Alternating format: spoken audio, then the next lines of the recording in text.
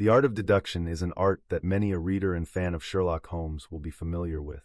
Join as the pair of Dr. Watson and Sherlock Holmes explore yet another mystery and adventure. Hope you enjoy this one. The start. 9. The Adventure of the Three Students. It was in the year 95 that a combination of events, into which I need not enter, caused Mr. Sherlock Holmes and myself to spend some weeks in one of our great university towns, and it was during this time that the small but instructive adventure which I am about to relate befell us. It will be obvious that any details which would help the reader to exactly identify the college or the criminal would be injudicious and offensive. So painful a scandal may well be allowed to die out. With due discretion the incident itself may, however, be described, since it serves to illustrate some of those qualities for which my friend was remarkable. I will endeavor in my statement to avoid such terms as would serve to limit the events to any particular place, or give a clue as to the people concerned. We were residing at the time in furnished lodgings close to a library where Sherlock Holmes was pursuing some laborious researches in early English charters, researches which led to results so striking that they may be the subject of one of my future narratives. Here it was that one evening we received a visit from an acquaintance, Mr. Hilton Soames, tutor and lecturer at the College of St. Luke's. Mr. Soames was a tall, spare man, of a nervous and excitable temperament. I had always known him to be restless in his manner, but on this particular occasion he was in such a state of uncontrollable agitation that it was clear something very unusual had occurred.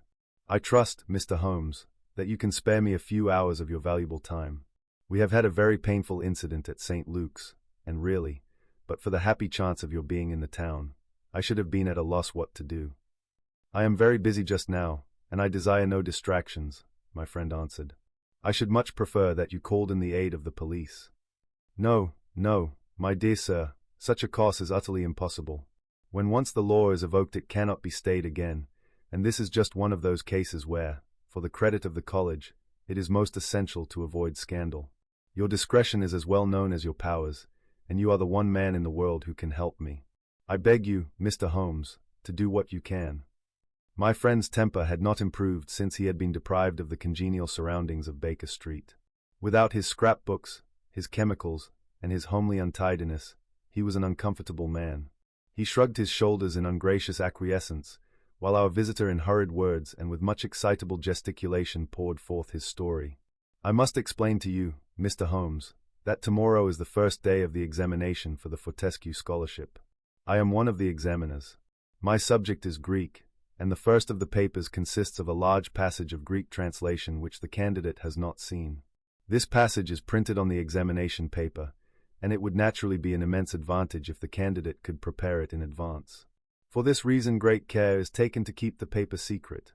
Today about 3 o'clock the proofs of this paper arrived from the printers. The exercise consists of half a chapter of Thucydides. I had to read it over carefully, as the text must be absolutely correct. At 4:30 my task was not yet completed. I had, however, promised to take tea in a friend's rooms, so I left the proof upon my desk.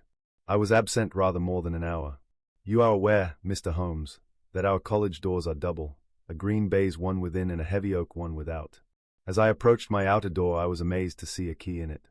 For an instant I imagined that I had left my own there, but on feeling in my pocket I found that it was all right. The only duplicate which existed, so far as I knew, was that which belonged to my servant, Bannister, a man who has looked after my room for 10 years, and whose honesty is absolutely above suspicion.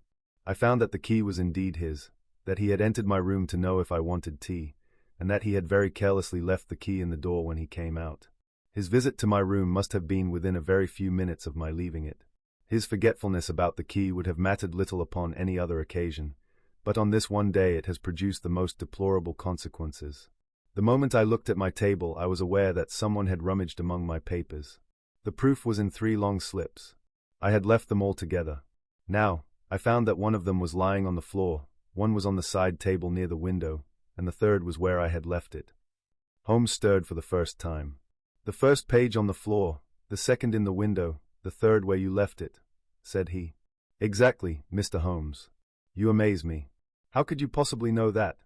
Pray continue your very interesting statement."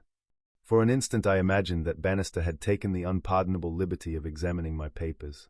He denied it, however, with the utmost earnestness, and I am convinced that he was speaking the truth. The alternative was that someone passing had observed the key in the door, had known that I was out, and had entered to look at the papers. A large sum of money is at stake, for the scholarship is a very valuable one, and an unscrupulous man might very well run a risk in order to gain an advantage over his fellows.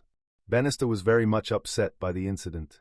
He had nearly fainted when we found that the papers had undoubtedly been tampered with.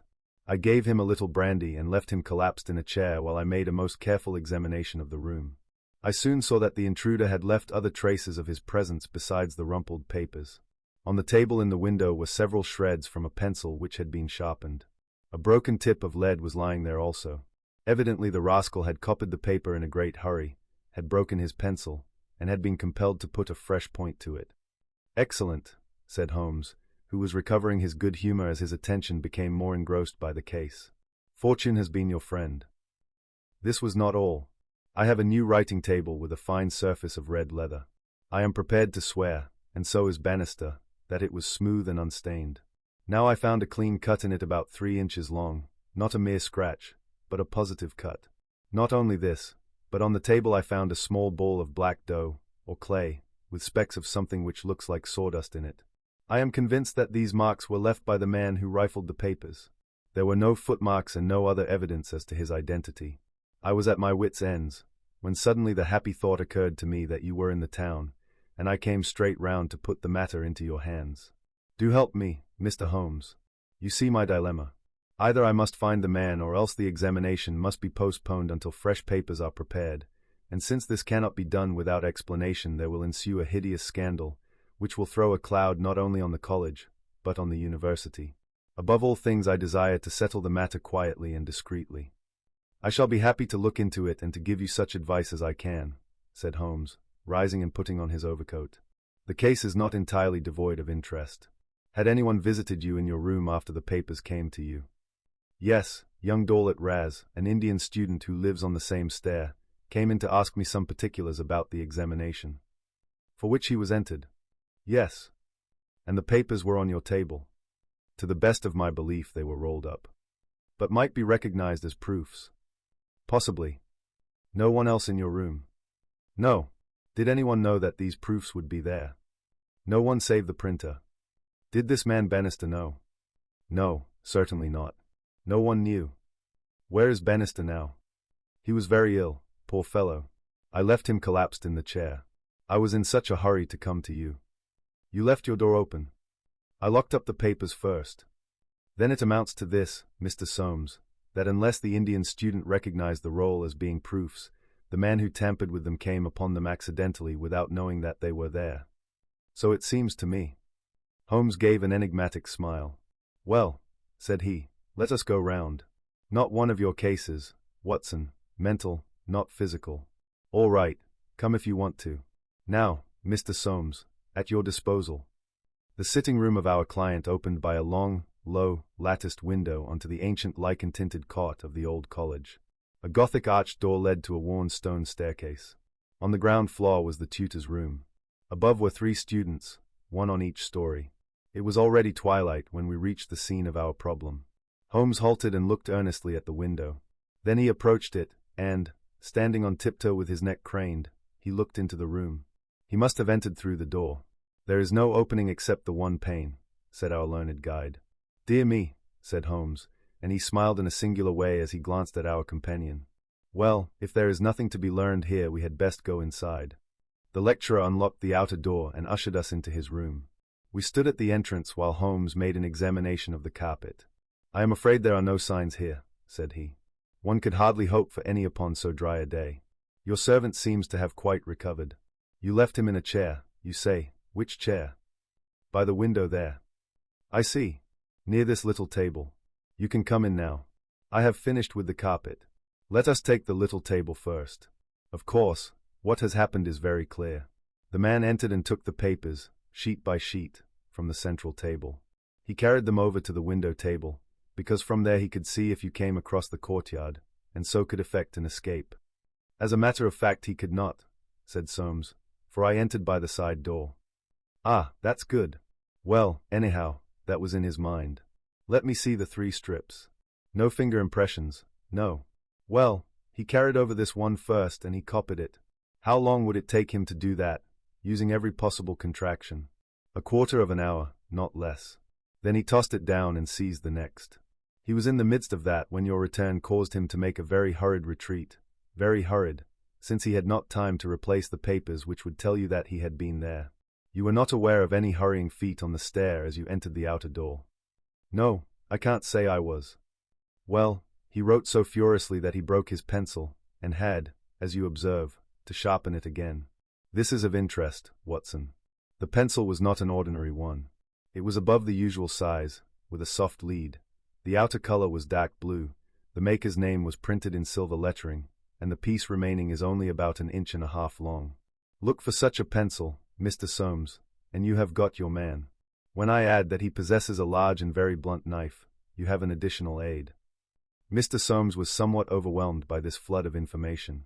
I can follow the other points, said he, but really, in this matter of the length. Holmes held out a small chip with the letters NN and a space of clear wood after them. You see? No, I fear that even now. Watson, I have always done you an injustice. There are others. What could this NN be? It is at the end of a word. You are aware that Johann Faber is the most common maker's name. Is it not clear that there is just as much of the pencil left as usually follows the Johann? He held the small table sideways to the electric light. I was hoping that if the paper on which he wrote was thin, some trace of it might come through upon this polished surface. No, I see nothing. I don't think there is anything more to be learned here. Now for the central table. This small pellet is, I presume, the black, doughy mass you spoke of. Roughly pyramidal in shape and hollowed out, I perceive. As you say, there appear to be grains of sawdust in it. Dear me, this is very interesting. And the cut, a positive tear, I see. It began with a thin scratch and ended in a jagged hole. I am much indebted to you for directing my attention to this case, Mr. Soames. Where does that door lead to? To my bedroom. Have you been in it since your adventure? No, I came straight away for you. I should like to have a glance round. What a charming, old-fashioned room. Perhaps you will kindly wait a minute until I have examined the floor. No, I see nothing. What about this curtain? You hang your clothes behind it. If anyone were forced to conceal himself in this room, he must do it there, since the bed is too low and the wardrobe too shallow. No one there, I suppose. As Holmes drew the curtain, I was aware, from some little rigidity and alertness of his attitude, that he was prepared for an emergency. As a matter of fact, the drawn curtain disclosed nothing but 3 or 4 suits of clothes hanging from a line of pegs. Holmes turned away and stooped suddenly to the floor. Hello! What's this? It was a small pyramid of black, putter-like stuff, exactly like the one upon the table of the study. Holmes held it out on his open palm in the glare of the electric light. Your visitor seems to have left traces in your bedroom as well as in your sitting room, Mr. Soames. What could he have wanted there? I think it is clear enough. You came back by an unexpected way, and so he had no warning until you were at the very door. What could he do? He caught up everything which would betray him, and he rushed into your bedroom to conceal himself. Good gracious, Mr. Holmes, do you mean to tell me that all the time I was talking to Bannister in this room, we had the man prisoner if we had only known it? So I read it. Surely there is another alternative, Mr. Holmes. I don't know whether you observed my bedroom window. Lattice-paned, lead framework, 3 separate windows, one swinging on hinge and large enough to admit a man. Exactly. And it looks out on an angle of the courtyard so as to be patently invisible. The man might have effected his entrance there, left traces as he passed through the bedroom, and, finally, finding the door open, have escaped that way. Holmes shook his head impatiently. Let us be practical, said he. I understand you to say that there are 3 students who use this stair and are in the habit of passing your door. Yes, there are. And they are all in for this examination. Yes. Have you any reason to suspect any one of them more than the others? Soames hesitated. It is a very delicate question, said he. One hardly likes to throw suspicion where there are no proofs. Let us hear the suspicions. I will look after the proofs. I will tell you, then, in a few words, the character of the 3 men who inhabit these rooms. The lower of the 3 is Gilchrist, a fine scholar and athlete, plays in the rugby team and the cricket team for the college, and got his blue for the hurdles and the long jump. He is a fine, manly fellow. His father was the notorious Sir Jabez Gilchrist, who ruined himself on the turf. My scholar has been left very poor, but he is hard-working and industrious. He will do well. The second floor is inhabited by Doyle the Indian. He is a quiet, inscrutable fellow, as most of those Indians are. He is well up in his work, though his Greek is his weak subject. He is steady and methodical. The top floor belongs to Miles McLaren.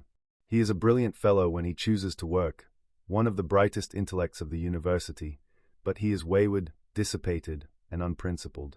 He was nearly expelled over a card scandal in his first year. He has been idling all this term, and he must look forward with dread to the examination. Then it is he whom you suspect. I dare not go so far as that, but of the three he is perhaps the least unlikely. Exactly. Now, Mr. Soames, let us have a look at your servant, Bannister. He was a little, white-faced, clean-shaven, grizzly-haired fellow of 50. He was still suffering from this sudden disturbance of the quiet routine of his life.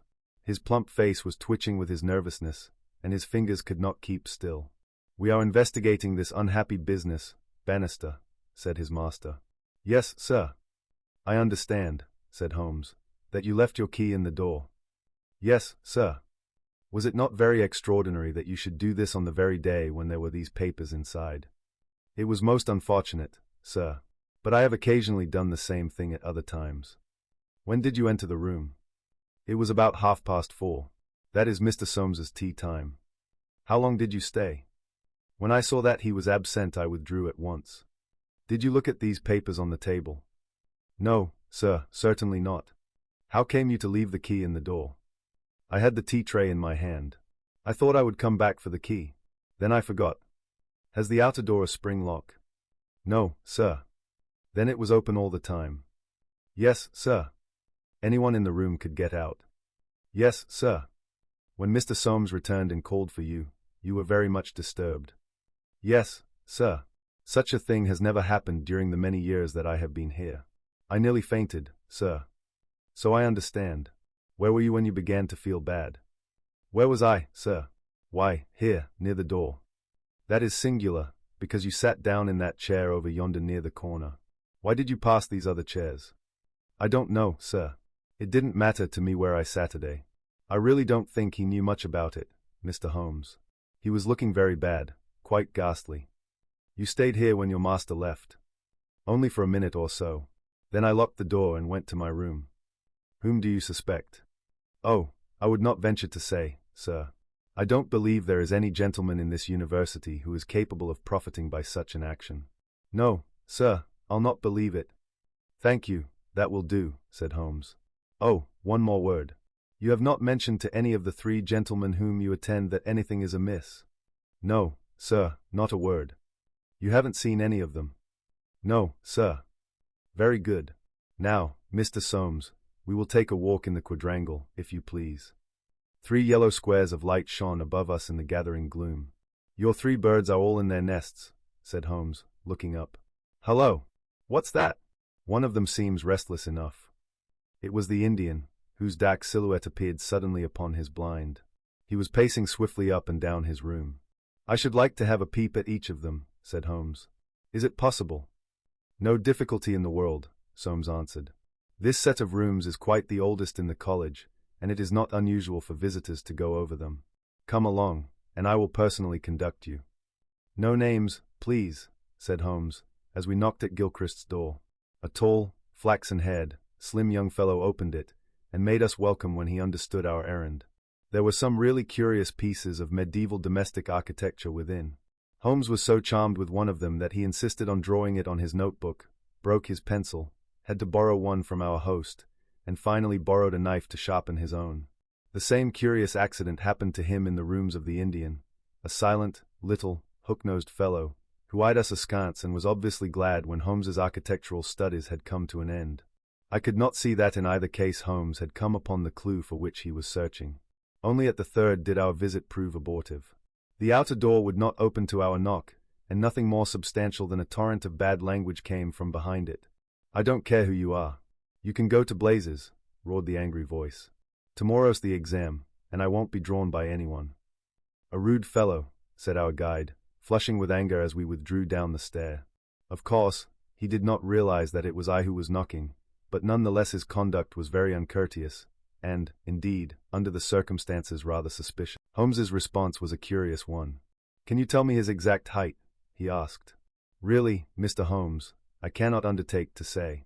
He is taller than the Indian, not so tall as Gilchrist. I suppose 5'6" would be about it. That is very important, said Holmes. And now, Mr. Soames, I wish you good night. Our guide cried aloud in his astonishment and dismay. Good gracious, Mr. Holmes, you are surely not going to leave me in this abrupt fashion. You don't seem to realize the position. Tomorrow is the examination. I must take some definite action tonight. I cannot allow the examination to be held if one of the papers has been tampered with. The situation must be faced. You must leave it as it is. I shall drop round early tomorrow morning and chat the matter over. It is possible that I may be in a position then to indicate some course of action. Meanwhile you change nothing, nothing at all. Very good, Mr. Holmes. You can be perfectly easy in your mind. We shall certainly find some way out of your difficulties. I will take the black clay with me, also the pencil cuttings.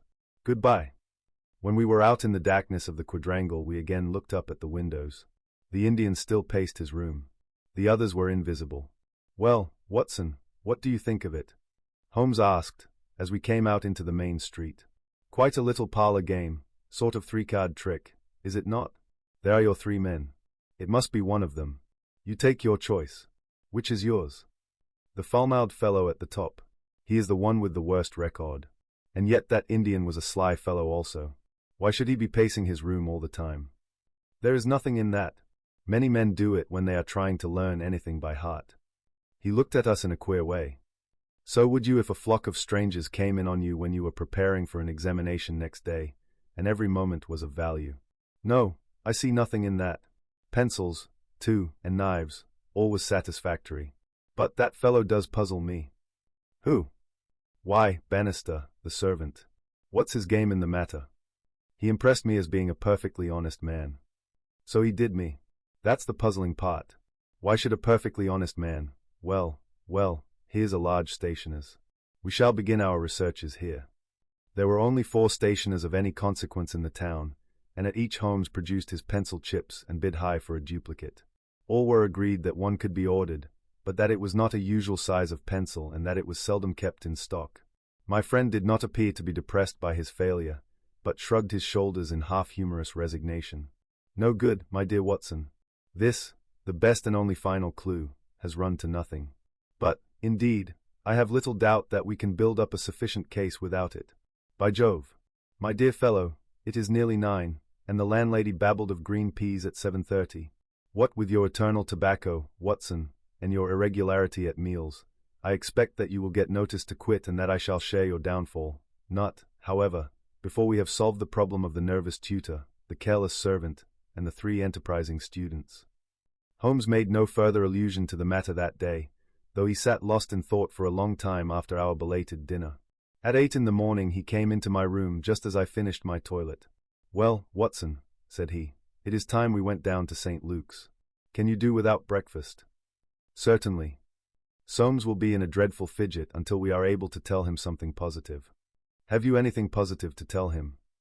I think so. You have formed a conclusion. Yes, my dear Watson, I have solved the mystery.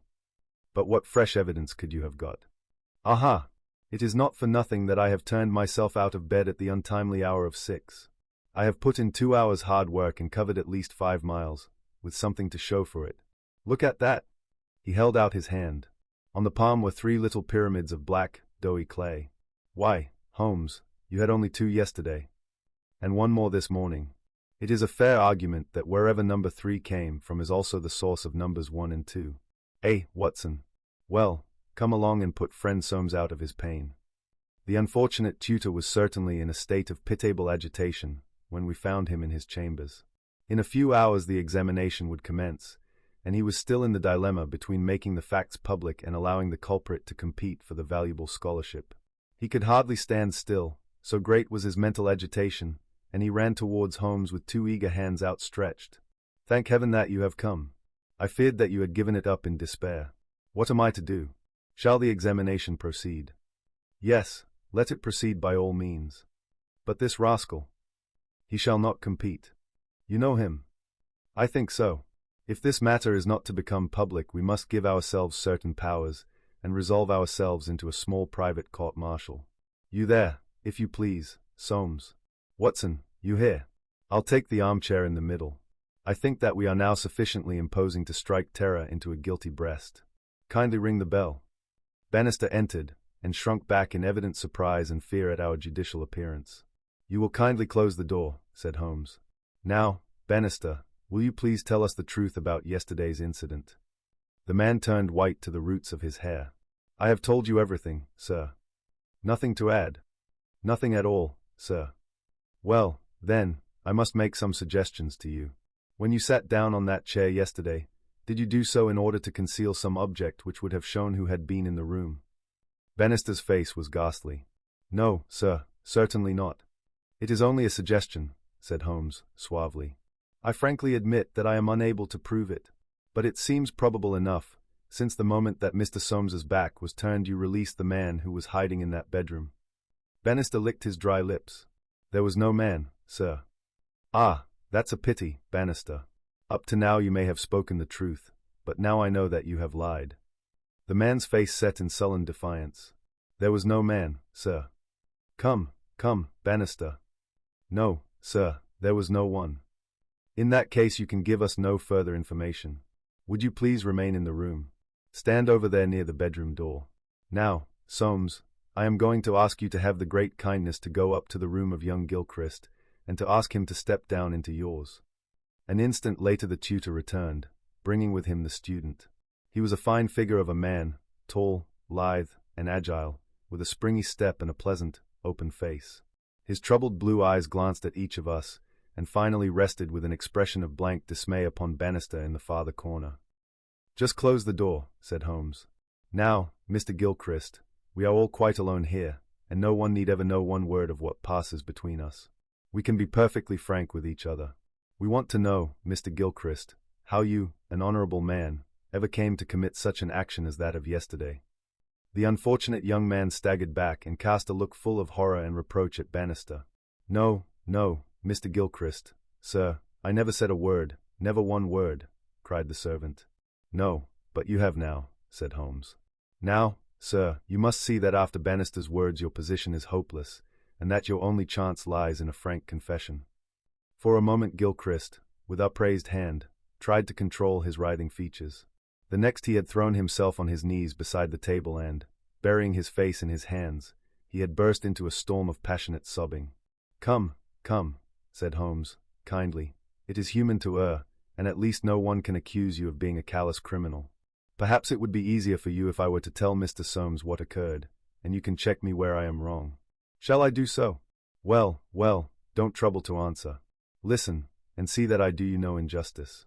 From the moment, Mr. Soames, that you said to me that no one, not even Bannister, could have told that the papers were in your room, the case began to take a definite shape in my mind. The printer one could, of course, dismiss. He could examine the papers in his own office. The Indian I also thought nothing of. If the proofs were in a roll, he could not possibly know what they were. On the other hand, it seemed an unthinkable coincidence that a man should dare to enter the room, and that by chance on that very day the papers were on the table. I dismissed that. The man who entered knew that the papers were there. How did he know? When I approached your room I examined the window. You amused me by supposing that I was contemplating the possibility of someone having in broad daylight, under the eyes of all these opposite rooms, forced himself through it. Such an idea was absurd. I was measuring how tall a man would need to be in order to see as he passed what papers were on the central table. I am 6 feet high, and I could do it with an effort. No one less than that would have a chance. Already you see I had reason to think that if one of your 3 students was a man of unusual height, he was the most worth watching of the 3. I entered and I took you into my confidence as to the suggestions of the side table. Of the center table I could make nothing, until in your description of Gilchrist you mentioned that he was a long-distance jumper. Then the whole thing came to me in an instant, and I only needed certain corroborative proofs, which I speedily obtained. What happened was this. This young fellow had employed his afternoon at the athletic grounds, where he had been practicing the jump. He returned carrying his jumping shoes, which are provided, as you are aware, with several sharp spikes. As he passed your window he saw, by means of his great height, these proofs upon your table, and conjectured what they were.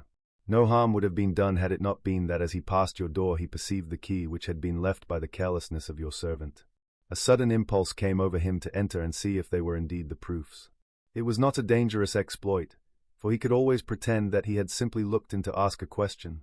Well, when he saw that they were indeed the proofs, it was then that he yielded to temptation.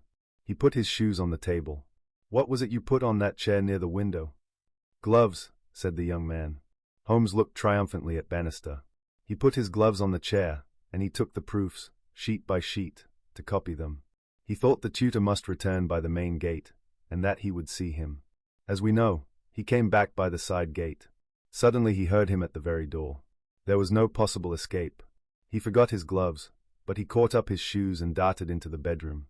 You observe that the scratch on that table is slight at one side, but deepens in the direction of the bedroom door. That in itself is enough to show us that the shoe had been drawn in that direction and that the culprit had taken refuge there. The earth round the spike had been left on the table, and a second sample was loosened and fell in the bedroom. I may add that I walked out to the athletic grounds this morning, so that tenacious black clay is used in the jumping pit, and carried away a specimen of it, together with some of the fine tan or sawdust which is strewn over it to prevent the athlete from slipping. Have I told the truth, Mr. Gilchrist? The student had drawn himself erect. "Yes, sir, it is true," said he. "Good heavens, have you nothing to add?" cried Soames. "Yes, sir, I have, but the shock of this disgraceful exposure has bewildered me. I have a letter here, Mr. Soames, which I wrote to you early this morning in the middle of a restless night. It was before I knew that my sin had found me out. Here it is, sir. You will see that I have said, I have determined not to go in for the examination. I have been offered a commission in the Rhodesian police, and I am going out to South Africa at once. I am indeed pleased to hear that you did not intend to profit by your unfair advantage," said Soames. "But why did you change your purpose?" Gilchrist pointed to Bannister. "There is the man who set me in the right path," said he. "Come now, Bannister," said Holmes. "It will be clear to you from what I have said that only you could have let this young man out, since you were left in the room, and must have locked the door when you went out. As to his escaping by that window, it was incredible. Can you not clear up the last point in this mystery, and tell us the reasons for your action?" "It was simple enough, sir, if you only had known, but with all your cleverness it was impossible that you could know. Time was, sir, when I was butler to old Sir Jabez Gilchrist, this young gentleman's father. When he was ruined I came to the college as servant, but I never forgot my old employer because he was down in the world. I watched his son all I could for the sake of the old days. Well, sir, when I came into this room yesterday when the alarm was given, the very first thing I saw was Mr. Gilchrist's tan gloves lying in that chair. I knew those gloves well, and I understood their message. If Mr. Soames saw them the game was up. I flopped down into that chair, and nothing would budge me until Mr. Soames he went for you. Then out came my poor young master, whom I had dandled on my knee, and confessed it all to me. Wasn't it natural, sir, that I should save him, and wasn't it natural also that I should try to speak to him as his dead father would have done, and make him understand that he could not profit by such a deed? Could you blame me, sir?"